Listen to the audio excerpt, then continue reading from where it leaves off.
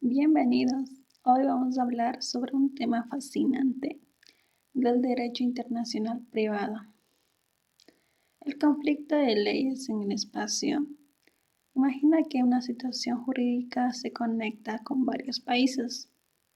Cada uno tiene su propia legislación, pero ¿cuál se aplica? Por ejemplo, ¿qué pasa si contrato a alguien desde el extranjero y surge un problema? ¿Qué ley aplico? ¿La del país del contrario o la mía? Excelente pregunta, pero antes de resolverla, expliquemos en qué consiste este conflicto. ¿Qué es el conflicto de leyes en el espacio? ¿Qué es el conflicto de leyes en el espacio? El conflicto de leyes en el espacio se refiere a los casos en los que varios países pueden reclamar la aplicación de sus normas en una misma situación.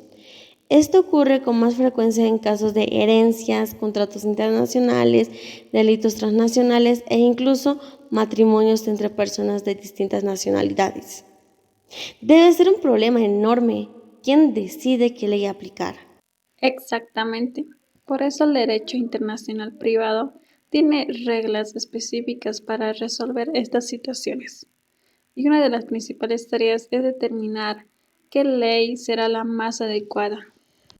Vamos a verlo con un ejemplo práctico. Supongamos que Carla es boliviana y vive en Argentina, pero se casa en Brasil y tiene propiedades en ambos países. Luego, Carla fallece dejando un testamento para sus herederos en Bolivia. Ahora, ¿qué ley aplicará para dividir los bienes? ¿La boliviana, la argentina o la brasileña? ¿Es posible que las tres leyes entren en conflicto? Así es, y esto es lo que llamamos conflicto de leyes en el espacio.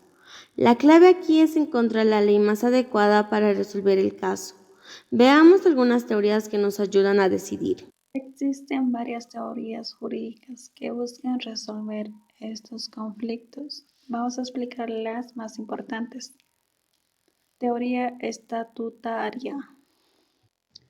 Esta teoría, surgida en Italia durante la Edad Media, sostiene que cada territorio tiene su propio estatuto o ley local, es decir, la norma aplicable depende del lugar donde se realiza un acto o se encuentra un bien. Por ejemplo, los contratos se rigen por la ley del lugar donde se celebran. Teoría de la nacionalidad. Aquí se aplica la ley del país de origen del individuo. Sin importar dónde se encuentre, esta teoría fue muy influyente en el Código Napoleónico. En esta teoría, las partes de un contrato internacional pueden decidir qué le aplicarán en caso de conflicto. Esa libertad les permite evitar problemas al establecer claramente qué normativa seguir. Esta teoría dice que los actos jurídicos son válidos si cumplen con las leyes del lugar donde se realizaron. Por ejemplo, un matrimonio celebrado en otro país es válido en Bolivia si cumple las formalidades de ese país.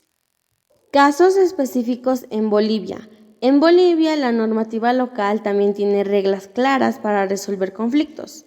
Si un delito cometido en el extranjero afecta a un ciudadano boliviano, el país puede intervenir y aplicar su ley. ¿Y qué pasa con documentos emitidos en otro país, como contratos o testamentos? Según el principio de locus regit actu, estos documentos son reconocidos en Bolivia si se legalizan adecuadamente.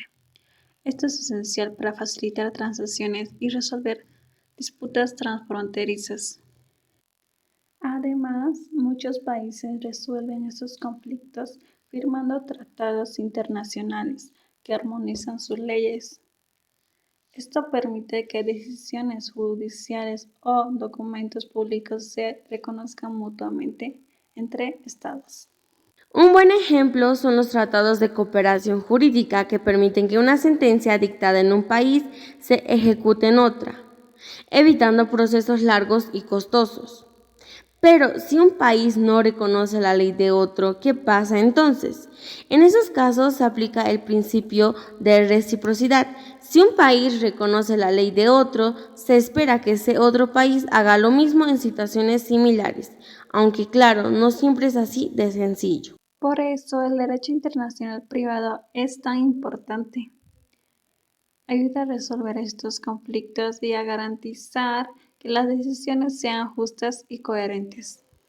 En resumen, el conflicto de leyes en el espacio refleja la complejidad de un mundo interconectado, pero gracias a teorías jurídicas y tratados internacionales, estos problemas pueden resolverse.